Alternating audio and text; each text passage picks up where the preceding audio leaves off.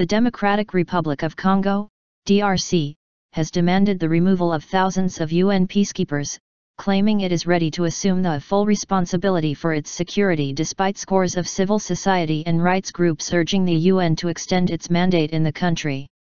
Foreign Minister Raymond Tshibanda urged UN Council members on Thursday to respect the DRC's legitimate aspiration to assume full control of its security, a decade and a half into a UN peacekeeping mission there.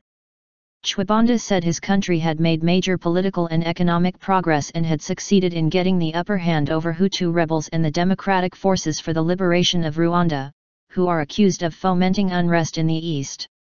The UN mission has been deployed in the DRC since 1999 and comprises some 20,000 troops, essentially based in the country's east. In January, UN Secretary-General Ban Ki-moon proposed trimming some 2,000 peacekeepers, while the DRC is seeking a more substantive immediate drawdown of about 6,000 troops.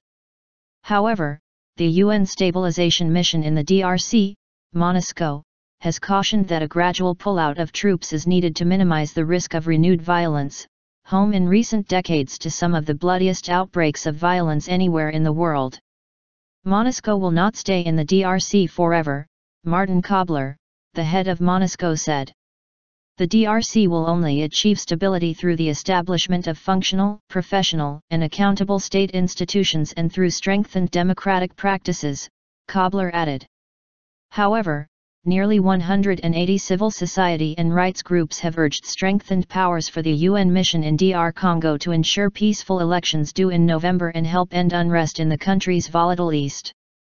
The appeal by 179 groups comes amid fears President Joseph Kabila could seek to stay on beyond the end of his mandate by 2016.